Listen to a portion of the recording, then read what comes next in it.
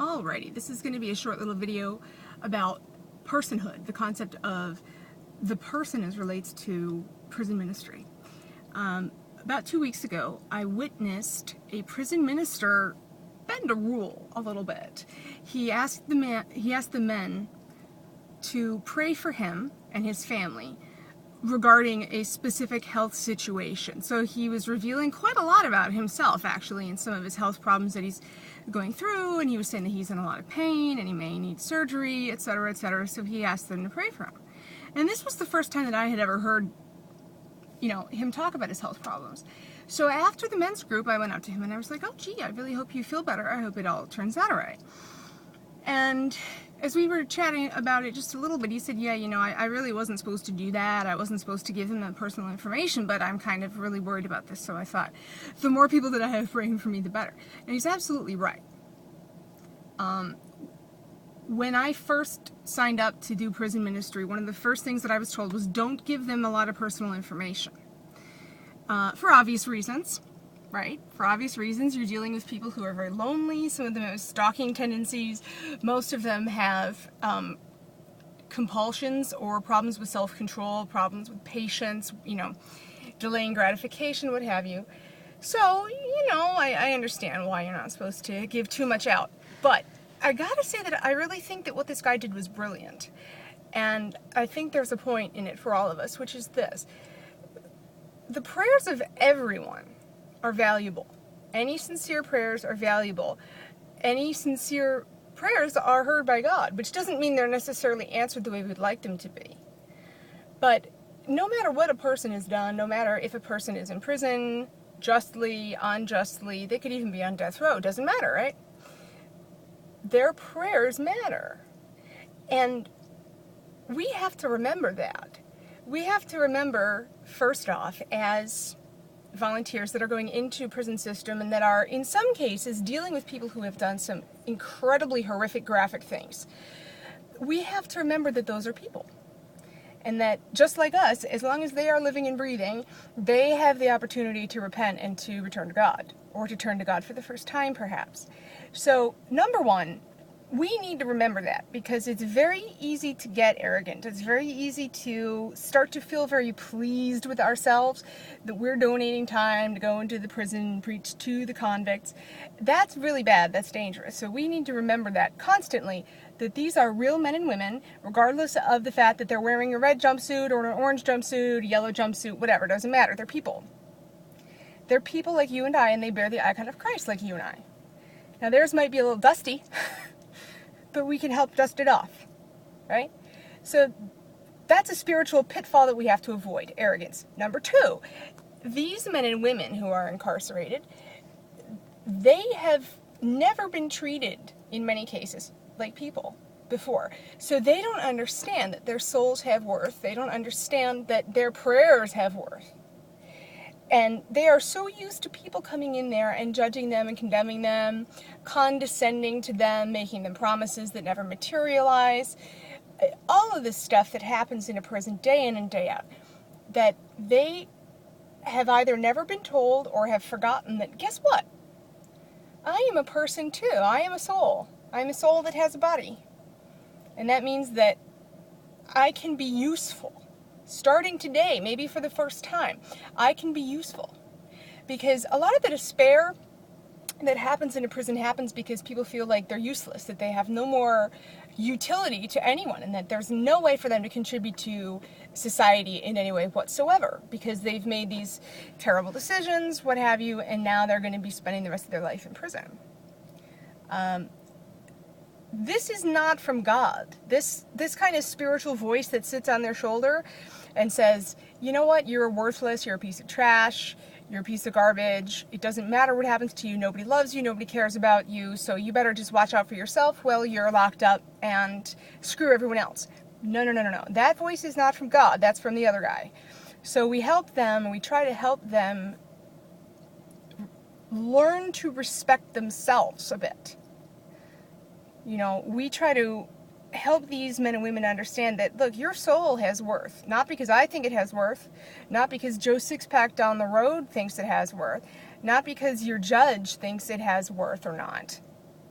But because Jesus Christ died for that word, okay? We have it from the source, from the author and finisher of all life, that, guess what? The human soul is valuable and it can be saved no matter what's happened. So as part of that, we can help them feel less useless by asking for prayer for them. And being specific, too. Not just, remember me in your bedtime prayers, but maybe something a little bit more specific, like I'm having a health concern, or I just lost my job, or I'm having a fight with my mother or my husband, whatever have you. Treating them on an equal level. It's just like kids. If you talk down to kids forever and ever, they will never become adults, right? They'll get stuck in this perpetual adolescence. I think it's the same way with a lot of these inmates. They are not going to rise to the occasion. They are not going to be motivated to learn to make better decisions unless they have someone to be motivated for. And for many of them, that should be themselves, but it's not yet, because they've been immersed in this world since birth of instant gratification, don't trust anyone, don't love anyone, don't be genuine with anyone, don't sacrifice anything for anyone, look out for yourself and only yourself. So we're trying to help them break out of that mindset, which is an incredibly difficult thing to do. It's an incredibly high mountain that they have to climb. So we can help them just by showing some simple humanity, some simple dignity, asking for them to pray with us and for us. Now, this doesn't mean giving out your home telephone number necessarily, but we can try to connect with them on a human level, on the level of the soul. Because most people that go into prison do not have that. They are a register number, they're a case number, they are a sentence, they are a crime, they're crimes. So I even tell them, be careful what I say, guys, be careful what you say to yourself about yourself. When you get up in the morning and you're brushing your teeth or whatever, and you're looking in your little mirror, what are you saying to yourself? Are you saying, I am a human being, I am a man or I am a woman, I am a mother, I am a father, a husband, a wife, I'm a daughter, a sister, a cousin, I'm a friend, or am I a prostitute? Am I a murderer? Am I a rapist? Am I a burglar? Am I, fill in the blank. Okay? This is tough for them to do. And again, a lot of the times when I have this conversation with people, it's the first time they've ever heard it, which breaks my heart. Each of us fundamentally is a human being, not a criminal, or a doctor, or a lawyer, or a judge, or whatever. This goes both ways. We are human beings. We are people created by God in the image of God. So we have to think about that a lot, and we have to be a lot more vocal about that than I think most of us are. And I'm not generally in favor of political correctness. If you know me in person, you know that I have a tendency to be a little bit blunt, and probably more blunt than I should most of the time. I don't like mincing words, but I have to admit that sometimes these little word games, they're not word games, are they? It really, words have meaning. And so the words that we use not only in our interactions with other people, but the words that we use to ourselves, about ourselves, can really just set the tone for our entire worldview, from our entire perspective. Okay, so case in point, there's this guy that's like wandering around the parking lot. What is he doing? Okay, I guess he just lost his car. Sorry. Anyway, the words that we use can have a serious and long-lasting impact. Example. And this is what really opened my eyes. Think about when you were in school, in social studies class, you learned about the history of slavery in the United States. Okay. Chances are, in your textbook and in your teacher's instruction, you learned, quote, that African slaves were brought to the New World.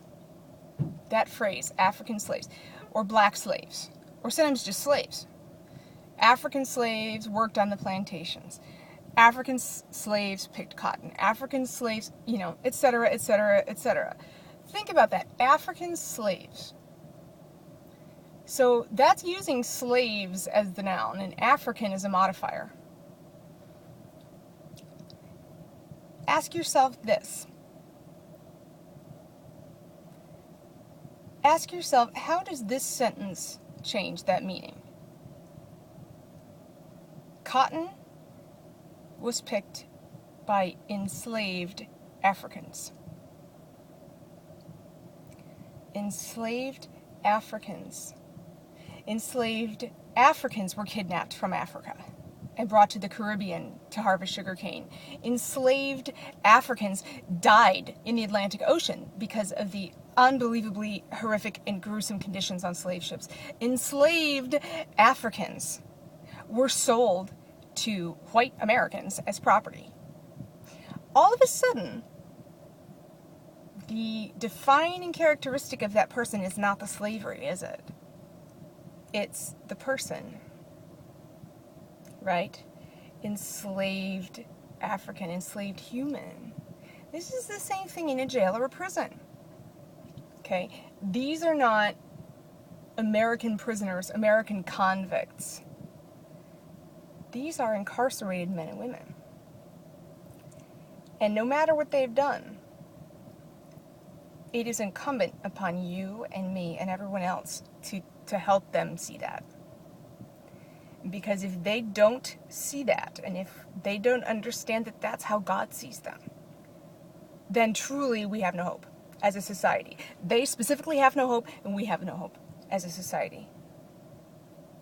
Okay? Because evil breeds evil. I'm not saying let them out of jail.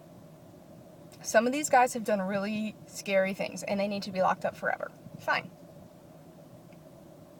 But ultimately, it's the soul that we're concerned about, right?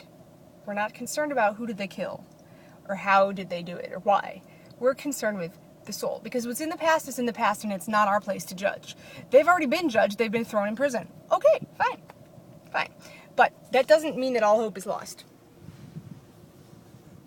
Let's think about that. Enslaved Africans versus African slaves. Isn't that, I think that's striking. The first time I ever read that, I kind of just went, whoa, I just got convicted. Maybe I need to not be so hard on this people first language all the time. Just most of the time. All right, anyway, I'm in the parking lot. It's hotter than balls. I'm going to go inside. I hope this resonated with you on some level, and God be with you. Talk to you later. Bye.